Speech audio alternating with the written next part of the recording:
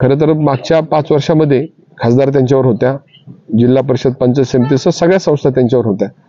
त्यांनी काय काम केलं हे त्यांना मांडलं पाहिजे आणि काय काम करायचं हे त्यांनी मांडलं पाहिजे. अशी स्थिती असताना ते घडत नाही, दुर्दैव आहे. आणि परत कुणीतरी येऊन इथं विकास कामावर चर्चा करण्यासंदर्भात आवाहन करते. ते आवाहन मी स्वीकारतो. माननीय देवेंद्रजींची सभा वरवणला आहे. त्यानंतर सभेच्या नंतर आपण पत्रकार बंधूंनी आम्हाला सगळ्यांना आमंत्रित करावं असं त्यात सुचवलेलंच आहे. दौंड तालुक्याचे पत्रकार संघाचे 2-3 आपले संघ आहेत. त्या संदर्भामध्ये आपण सगळ्यांनी जर त्यात पुढाकार घेतला तर मी ते आव्हान स्वीकारलेलं आहे. विकास कामाच्या याद्या मी दिलेल्या आपल्या मार्फत मी त्यांना देण्याची व्यवस्थाही करतो. आणि त्यांची यादी खरं तर मला अजून प्राप्त झालेली नाही की त्यांनी नक्की काय काम केलं. त्यांची यादी त्यांनी द्यावी. दोघांना ते यादी तपासायला उद्याचा दिवस मिळेल आणि पुढे या संदर्भामध्ये आपले जे शेवटचा दिवस आहे 18 तारखेला मान्य देवेंद्रजींची सभा झाल्यानंतर आपण त्यांनाही आमंत्रित करावं, मलाही आमंत्रित करावं आणि त्या दिवशी सभेनंतर माझी या संदर्भामध्ये चर्चा करण्याची तयारी आहे. किंबहुना मला आनंद आहे की ज्या विषयावर ही निवडणूक जावी हे मला वाटत होतं की विकास कामाच्या आधारावर आपला आमदार निवडला जावा, ते निवडण्यासंदर्भातली भूमिका त्यांनी सकारात्मक झाले. त्याबद्दल त्यांचा मी आभारी आहे. आणि त्यांनी हे आव्हान स्वीकारलं तर माझी 18 तारखेला देवेंद्रजींच्या सभेनंतर त्यांच्याशी चर्चा करण्याची तयारी आहे. आपण पुढाकार घ्यावं अशी सगळ्यांना विनंती करतो. कारण की तुम्हाला तुमच्या समोर चर्चा व्हावी असं आव्हान केलेलं आहे. आज सुदैवानं पत्रकार दिन सुद्धा आहे. जागतिक पत्रकार दिनाच्या सुद्धा शुभेच्छा देत असताना त्या दिनी तुम्ही सुद्धा पुढाकार घेऊन हा कार्यक्रम एकदा होऊनच जाऊ द्या अशा प्रकारचं निश्चितपणे माझं आव्हान आपल्याला पण असणार आहे.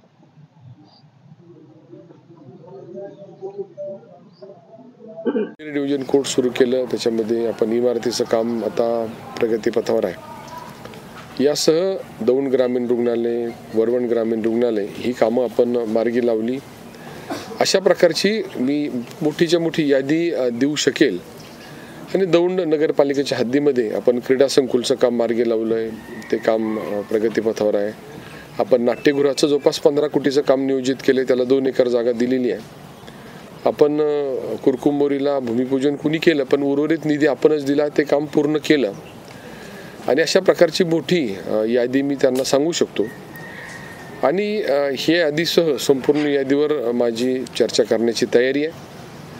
मुळातच तुम्ही जर पूर्ण प्रचाराचा जर दौरा पाहिला तर एक मुद्दा असा आहे की मी जवळपास मोठ्या गावांच्या 40-45 मिनिटं मी काय केलं हे सांगतोय आणि मी काय करणार याच्यावरही मी चर्चा करतोय. परंतु समोरचे उमेदवार मागचे महिनाभर स्वतःचं भाषण कधी 6-7 मिनिटाच्या पुढे करू शकले नाहीत. आणि त्यातलं एकही मिनिटं त्यांनी काय केलं आणि काय करणार ह्याच्यावर त्यांनी सांगितलं नाही. ते 2-4 मिनिटं माझ्यावर टीका करतात. त्यातली एक टीका असते की कारखान्यासंदर्भातली, त्याची सगळी उत्तरं त्यांना मी जनरल मिटिंगच्या निमित्ताने दिलेली आहे. खरं तर हा राजकारणाचा विषय असणं, कारखाना हा तर राजकारणाचा अपरिहार्य विषय या मतदारसंघात राहिलेला आहे आणि तो खूप वर्ष राहिलेला आहे. परंतु यावेळेचा बदल असा आहे की यावर्षी कारखाना सुरू आहे, तो सहकारी आहे म्हणून ते जनरल मिटिंगला आले. आणि माझ्या मतेनं खरी समस्या तर अशी आहे की कारखाना सुरू झाला आहे याचंच दुःख बऱ्याचशा माझ्या विरोधकांना आहे. नेहमीच ते कारखाना हे माध्यम म्हणून वापरलं गेलं आणि कारखान्याच्या माध्यमातून नेहमीच अपप्रचार केला गेला. आजही तो चालू आहे.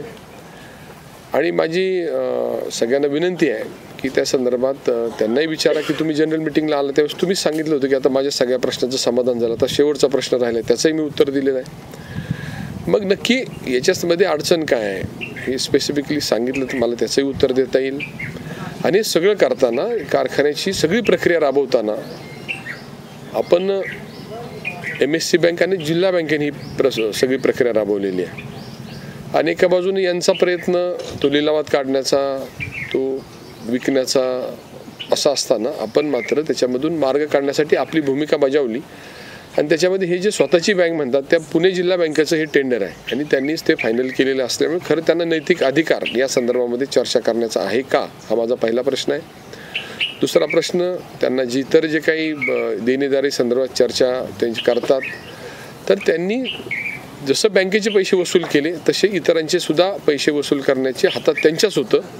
त्यांनी ते केलं असतं तर बरं झालं असतं. आम्ही मात्र ही संस्था कुणी अडचणीत आणली हे सगळ्यांना माहीत आहे आणि पुढे ती कशी चालवली ही सगळ्यांना माहीत आहे. त्यामुळे मागच्या वर्षी कारखाना बंद असताना सुद्धा मी विधानसभेला विजय झालो होतो, त्यामुळे लोक यांना फारसं महत्त्व देत नाही हे यापूर्वी आपण पाहिलेलं आहे. आणि नेहमीच राजकारणामध्ये कारखान्यावर टीका करायची, परंतु कुठलीच निवडणूक ते कधी अर्जही भरत नाहीत. हा खरं तर योग्य नाही, परंतु हे घडतंय. आणि त्यामुळे त्याच्यावर चर्चा करताना ते स्वतःच्या विकास कामावर काहीच बोलत नाही. आणि त्यांनी काय खरं तर मागच्या 5 वर्षामध्ये खासदार त्यांच्यावर होत्या, जिल्हा परिषद पंचायत समितीसह सगळ्या संस्था त्यांच्यावर होत्या. त्यांनी काय काम केलं हे त्यांना मांडलं पाहिजे आणि काय काम करायचं हे त्यांनी मांडलं पाहिजे. अशी स्थिती असताना ते घडत नाही, दुर्दैव आहे. आणि परत कुणीतरी येऊन इथं विकास कामावर चर्चा करण्यासंदर्भात आवाहन करते. ते आव्हान मी स्वीकारतो. माननीय देवेंद्रजींची सभा वरवणला आहे, त्यानंतर सभेच्या नंतर आपण पत्रकार बंधूंनी आम्हाला सगळ्यांना आमंत्रित करावं असं त्यात सुचवलेलंच आहे. दौंड तालुक्याचे पत्रकार संघाचे 2-3 आपले संघ आहेत, त्या संदर्भामध्ये आपण सगळ्यांनी जर त्यात पुढाकार घेतला तर मी ते आव्हान स्वीकारलेलं आहे. विकास कामाच्या याद्या मी दिलेल्या आपल्यामार्फत मी त्यांना देण्याची व्यवस्थाही करतो. आणि त्यांची यादी खरं तर मला अजून प्राप्त झालेली नाही की त्यांनी नक्की काय काम केलं. त्यांची यादी त्यांनी द्यावी. दोघांना ते यादी तपासायला उद्याचा दिवस मिळेल आणि पुढे या संदर्भामध्ये आपले जे शेवटचा दिवस आहे 18 तारखेला मान्य देवेंद्रजींची सभा झाल्यानंतर त्यांनी आपण त्यांनाही आमंत्रित करावं, मलाही आमंत्रित करावं आणि त्या दिवशी सभेनंतर माझी या संदर्भामध्ये चर्चा करण्याची तयारी आहे. किंबहुना मला आनंद आहे की ज्या विषयावर ही निवडणूक जावी हे मला वाटत होतं की विकास कामाच्या आधारावर आपल्या आमदार निवडला जावा, ते निवडण्यासंदर्भातले भूमिका त्यांनी सकारात्मक झाले, त्याबद्दल त्यांचा मी आभारी आहे. आणि त्यांनी हे आव्हान स्वीकारलं तर माझी 18 तारखेला देवेंद्रजींच्या सभेनंतर त्यांच्याशी चर्चा करण्याची तयारी आहे. आपण पुढाकार घ्यावं अशी सगळ्यांना विनंती करतो, कारण की तुमच्या समोर चर्चा व्हावी असं आवाहन केलेलं आहे. आज सुदैवानं पत्रकार दिन सुद्धा आहे. जागतिक पत्रकार दिनाच्या सुद्धा शुभेच्छा देत असताना त्या दिनी तुम्ही सुद्धा पुढाकार घेऊन हा कार्यक्रम एकदा होऊनच जाऊ द्या, अशा प्रकारचं निश्चितपणे माझं आव्हान आपल्याला पण असणार आहे.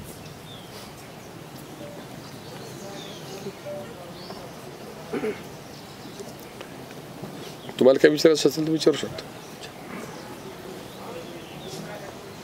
दादा, सातत्याने जी कारखान्याची साखर पोती जाळली त्या संदर्भात प्रचार दरम्यान जे मुद्दा मांडला जातो की शर्मा मॅडमने ते राखेल कॅड हे ते नेमकं काय प्रकार आहे? मी सांगितलं ना की ज्यावेळेस आपल्याला स्वतःची बाजू मांडता येत नाही त्यावेळेस लोकांच्या मध्ये संभ्रम करण्याचा प्रयत्न असतो. तसा संभ्रम करण्याचा प्रयत्न एकंदर कारखान्याच्या बाबतीत आहे. मुळात ही निवडणूक विधानसभेची हे त्यांनी लक्षात घेतलं पाहिजे आणि विधानसभेवर बोललं पाहिजे. परंतु त्या संदर्भामध्ये वर्षानुवर्ष मी उत्तरं देतोय आणि वारंवार ते वेगवेगळ्या ठिकाणी अर्ज केले, कोर्टात गेले, त्यांना कुठेही यश आलेलं नाही. आणि या संदर्भात त्यांच्या काही तक्रारी कोणाच्याही असतील तर त्यांना न्यायालयात जाण्याचा मार्ग मोकळा आहे, योग्य त्या ठिकाणी तक्रार करण्याचा मार्ग मोकळा आहे आणि ते 24 तास 12 महिने उपलब्ध आहे. परंतु नेमकी निवडणूक आल्यानंतरच ते अशा पद्धतीनं वक्तव्य करून लोकांचा फक्त संभ्रम करतात, एवढाच विषय. दौंड तालुक्यामध्ये माधवराव जानकर यांनी एक मेळावा घेतला होता, त्याच्यामध्ये दौंडमध्ये गद्दार हा शब्द वापरला होता आणि राष्ट्रपती याचा उमेदवार उभा नाही राहिला, दादा काय म्हणणे आपलं? त्या संदर्भामध्ये तत्कालीन राष्ट्रीय समाज पक्षाचे नेते दादासाहेब केसकर यांनी सगळ्या गोष्टी सांगितलेल्या आहेत आणि त्यांची भूमिका स्पष्ट केलेली आहे. परंतु तालुक्याला हे माहीत आहे की ज्यावेळेस विधानसभा झाली त्यावेळेस मंत्री करण्यासंदर्भातली काय घोषणा झाली होती हे तुम्हाला माहीत आहे, नंतर काय घडलं हे तुम्हाला माहीत आहे. त्या संदर्भातली सगळी स्पष्टता त्यावेळेसचे राष्ट्रीय समाज पक्षाचे नेते, या जिल्ह्याचे नेते माननीय दादा केसकर यांनी ती सगळी भूमिका त्यांची मांडलेली आहे. त्यामुळे माननीय जानकर साहेब यांनी दिलेल्या उत्तराला जे काही प्रश्न आहेत त्यांना माननीय जानकर हेच योग्य उत्तर देण्यासाठी माध्यम होतं आणि त्यांनी ती उत्तरं दिलेली आहेत.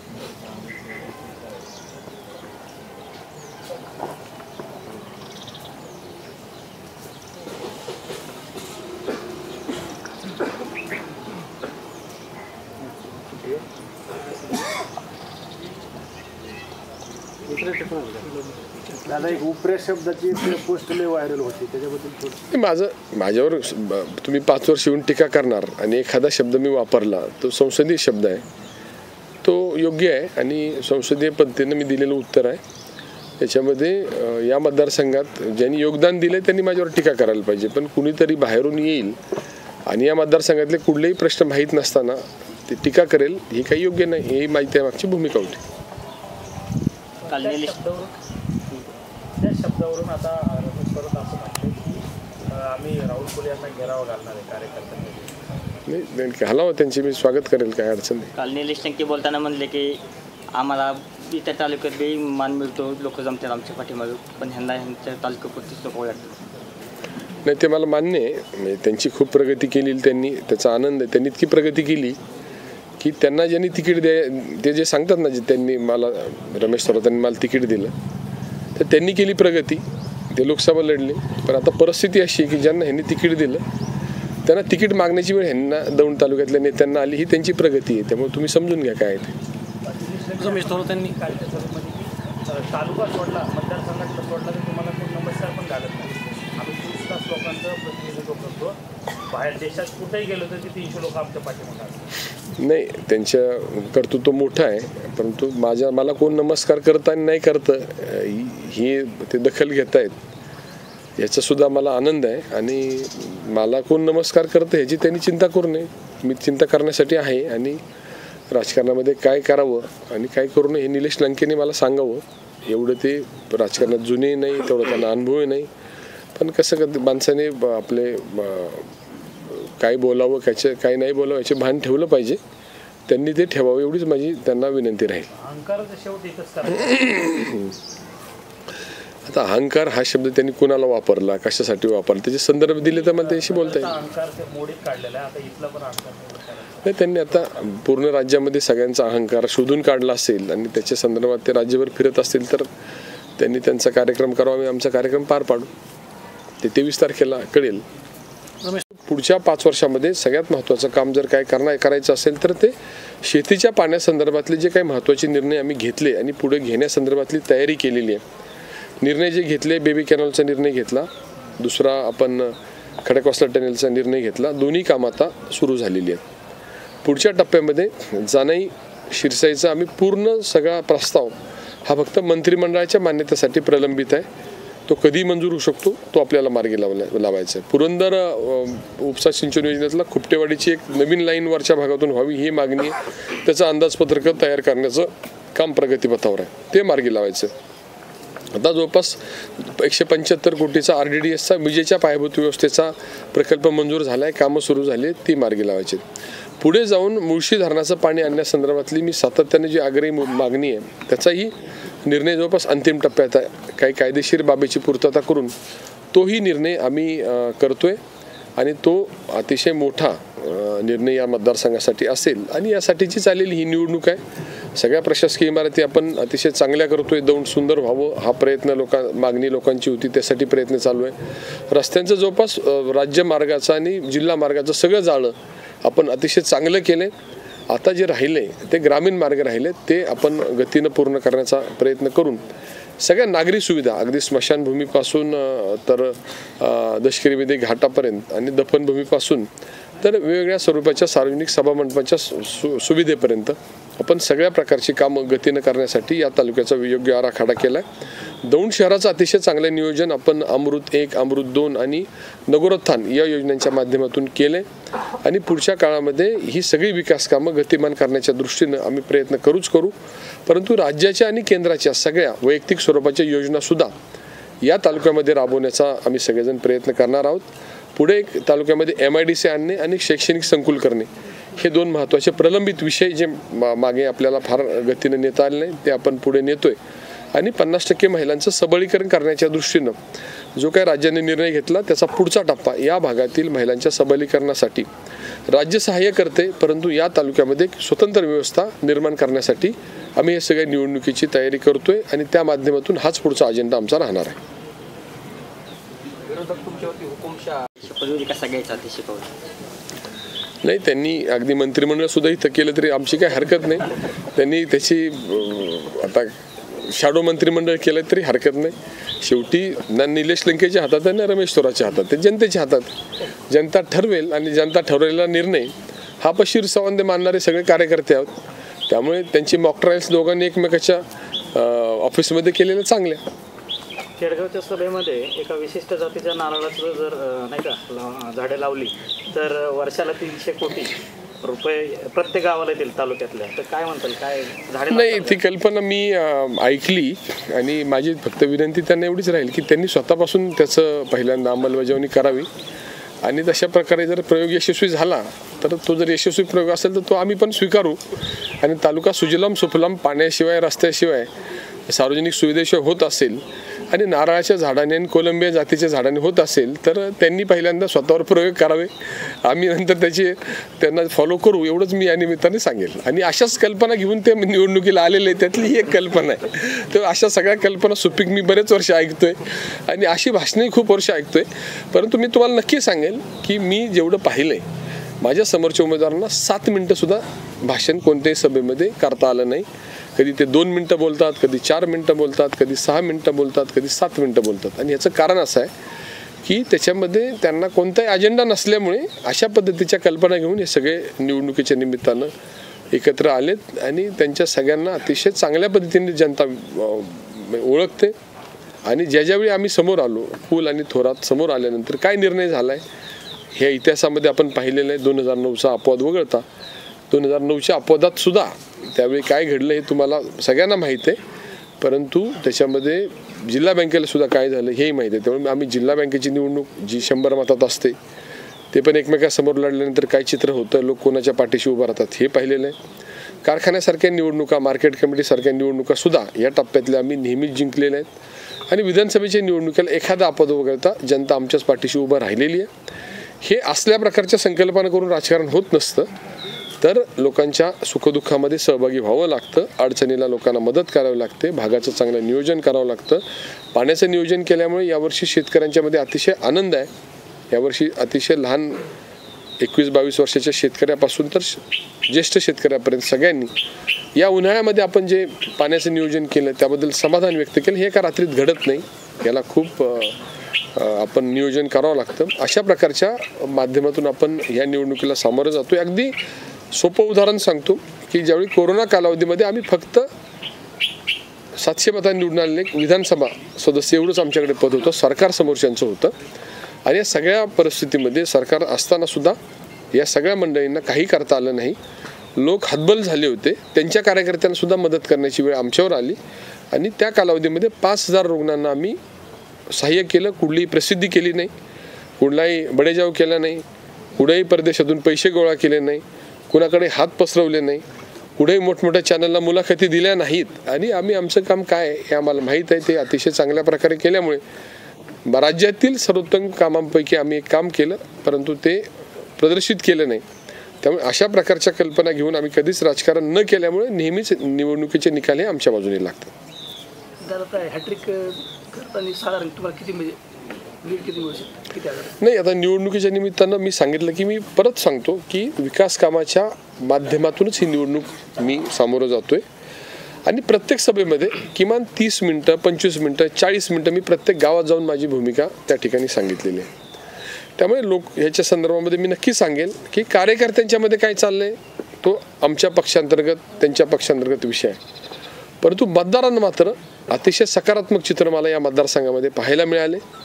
केलेल्या कामाचं समाधान आहे आणि चांगल्या कामाच्या पाठीशी, विकास कामाच्या पाठीशी उभं राहण्याची भूमिका या मतदारसंघातील मतदारांनी घेतलेली हे निश्चितपणे सांगेल. आणि त्यामुळे तेच ठरवतील की किती मतानं फरक राहील. परंतु विजयासंदर्भातला निर्णय हा आमच्या पक्षविरहित, कार्यकर्त्यांच्या विरहित मतदारांनी घेतल्याचं चित्र मी मागच्या महिन्यात पाहिलेलं, एवढं मी खात्रीपूर्वक तुम्हाला सांगेल. उद्धव ठाकरे सरकार होतं त्यावेळी शेतकऱ्यांच्या वीज कनेक्शन तोडण्यात आलं होतं, मोटरही बंद करण्यात आलं होतं. परंतु आता युतीचं सरकार आहे, काय शेतकऱ्यांसाठी काय वेगळं राहिलं? हे सरकार हे शेतकऱ्यांसाठीचं सरकार आहे, म्हणजे केंद्रातलं आणि राज्यातलं. मी सांगितल्याप्रमाणे आज या ग्रामीण भागाला जोडण्यासाठी 6000 कोटीच्या पुलाचा DPR तयार केंद्राने राज्यांनी संयुक्तपणे केला. बेबी कॅनलसाठी 300 कोटी रुपयाची तरतूद केली. 2200 कोटी रुपयाची तरतूद ही खडकवासला टनेलसाठी करण्यात आली. अष्टविनायकसाठी जवळपास सगळ्या मार्गासाठी 800 कोटीची तरतूद केली, जो सगळा ग्रामीण भागातला मार्ग आहे. हे सगळं करताना आता पुढे हायब्रिड ॲडव्हान्टेजचा सुद्धा एक ग्रामीण भागातला आमचा रस्ता 400 कोटीचा मंजूर केलेला आहे. रेल्वेवरचे सगळे उड्डाण पूल हे आपलं केंद्र आणि राज्य शासन करते आणि त्या माध्यमातून दिलासा आहे. शेतकऱ्यांसाठी थेट मदतीचे वेगवेगळे मार्ग शासन करताना सगळ्यात महत्त्वाचं या भागातील हा साखर कारखाना सुरू करण्यासंदर्भामध्ये पूर्ण केंद्र आणि राज्य आमच्या पाठीशी उभं राहिलं. त्यामुळे शेतकऱ्यांना 3,000 रुपये दर मिळतोय. शेतकऱ्यांचं ऊस वेळेवर गाळप होतोय. लोकांना कुणाच्या दारामध्ये जायची वेळ येत नाही आणि आपण उत्पादित केलेल्या ऊसाची व्यवस्था या दोन सरकारच्या पाठिंब्याने मार्गी लागली. केंद्र सरकारनं साखरेसंदर्भातली जी धोरणं घेतली त्यामुळे साखरेच्या किमान दराच्या निर्णयामुळे या सगळ्या उद्योगाला स्थैर्य आलं आणि त्या माध्यमातून ऊसाला चांगला दर देण्यासंदर्भातली मदत झाली. इथेनॉलचं धोरण आल्यामुळे अतिरिक्त साखरेचा प्रश्न संपला आणि इथेनॉलच्या माध्यमातून सुद्धा साखर चळवळीला बळकटी देण्याचा प्रयत्न केला. 10-12 रुपये दरानं असणारा इथेनॉल 63 रुपयापर्यंत दर दिला गेला. शेतकऱ्यासाठी निर्णय होता. शेतकऱ्यांचा मागच्या कित्येक वर्षाचा इन्कम टॅक्स जो सुप्रीम कोर्टात सुद्धा योग्य आहे असा निर्णय दिला होता. केंद्रानं सगळे पैसे इन्कम टॅक्सचे शेतकऱ्यांचे स्वतःच्या तिजोरीतून भरले आणि सगळे साखर चळवळीला शेतकऱ्यांना दिलासा देणारे आणि बळकटी देणारे निर्णय होते. आपण सांगितलेल्या प्रश्नाप्रमाणे मागच्या सरकारनं वारंवार विजेसंदर्भामध्ये वसुली केली. आम्ही मात्र संपूर्ण वीज बिल माफ केलं. पुढचं 7.5 HP पर्यंत माफ केले. आमची मागणी आहे, काल देवेंद्रजींनी त्याच्यामध्ये घोषणा केली की पुढच्या 5 वर्षात आम्ही लाईट बिलच भरायची वेळ लोकांच्यावर येऊन देणार नाही. त्यामुळे तो पण दिलासादायक निर्णय आपण केलाय. दुधासंदर्भामध्ये दुधाचा दर कमी झाला म्हणून 5 रुपये अनुदान दिलं. नंतर ते 7 रुपये आता केलेलं आहे. आणि शेतकरी सन्मान योजनेच्या माध्यमातून काही निर्णय घेत असताना पांदन शिवरस्ते खुले करणे यासारखा निर्णय घेतला. ग्रामीण भागातील जी काही घरांची अतिक्रमणं शासकीय जमिनीवर होती ती सुद्धा नियमित करण्यासंदर्भातला निर्णय आमच्या शासनाने घेतला. त्यामुळे ग्रामीण भागाच्या आणि शेतकऱ्यांच्या पाठीशी हे सरकार उभं आहे याच्याविषयी आमच्या मनात कुठल्याही प्रकारची शंका नाही. आणि शेतकऱ्यांची आणि ग्रामीण भागाची अतिशय मजबूतीनं भूमिका आम्ही दोन्ही सरकारसमोर मांडतोय आणि सकारात्मक प्रतिसाद दोन्ही सरकारच्या माध्यमातून येतोय. आणि त्यामुळे अतिशय सकारात्मक चित्र या निवडणुकीच्या निमित्तानं आहे. लाडकी बहीणचा सुद्धा ग्रामीण महिलांच्या मध्ये अतिशय आनंदाचं वातावरण आहे आणि सगळे ग्रामीण भागाचे विषय असल्यामुळे शेतकऱ्यांसाठी सगळं केलं जातंय याची आम्हाला खात्री आहे आणि आम्ही मतदारसंघाची त्याची जाणीव पण करून देतो.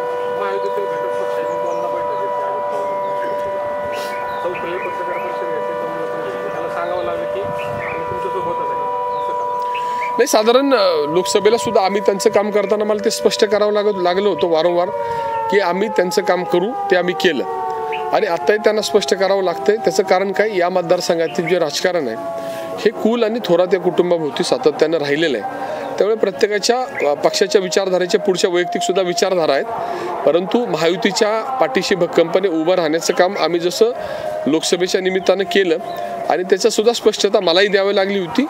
आणि त्या प्रक्रियेचा भाग म्हणून त्यांनी त्यांची भूमिका स्पष्ट करण्यासाठी 2 पत्रकार परिषदा घेतल्या. त्या योग्य होत्या. त्यामुळे लोकांच्या मध्ये त्याचा एक संदेश गेला आणि काय संभ्रमावस्था निर्माण होऊ नये याची काळजी या निमित्तानं त्यांनी घेतलेली आहे. मी त्यांचा आभारी आहे. ते अतिशय चांगलं काम मतदारसंघामध्ये करतात. वरवणचे सभेत दादा बादशाहभाई शेख यांनी सांगितलं की मला निवडणूक लढवण्यासाठी 2 देतो 3 देतो असे म्हणले होते. कोण त्यांना 2-3 देतो म्हणजे असं काय माहिती होतं?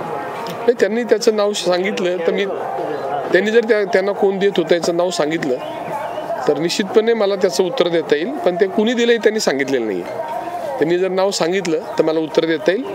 पण ते वारंवार मला भेटण्यासाठी येत होते आणि मला कधी प्रांत कार्यालयाचं आभार मानत होते, कधी शहरामध्ये चांगली कामं केली म्हणून आभार मानत होते. तर ते माझं आभार मानत होते हे मला माहीत आहे. त्यामुळं ते माझ्याविषयी अतिशय म्हणजे कृतज्ञ आहेत की तुम्ही शहरासाठी चांगलं काम करताय. त्यामुळे त्यांनी नक्की कुणाच्या विरोधात बोललं हे सांगितलं त्याचं उत्तर मला देता येईल. तालुक्यातून अशी चर्चा आहे की आता राष्ट्रवादीचा आपल्या विलीन झाला, त्याच्यातले काही कार्यकर्ते आपलं काम करणार चर्चा विलीन झालेलं कुठं कोण कोणाच्यात विलीन झालेलं नाही. म्हणजे अजित पवारांच्या गटाबरोबर आपल्याबरोबर महायुतीबरोबर आलेला आहे, त्यातले कार्यकर्ते तालुक्यातले काम करणार. हा, त्याच्यामध्ये कोण करणार नाही हे समजलं तर मला त्याच्यावर बोलता येईल. परंतु मागच्या वेळी सुद्धा आम्ही महायुतीनं मजबूतीनं काम केलं, तर यावर्षी सुद्धा आम्ही मजबूतीनं काम त्या ठिकाणी करू. मला त्याच्याविषयी काही शंका वाटत नाही.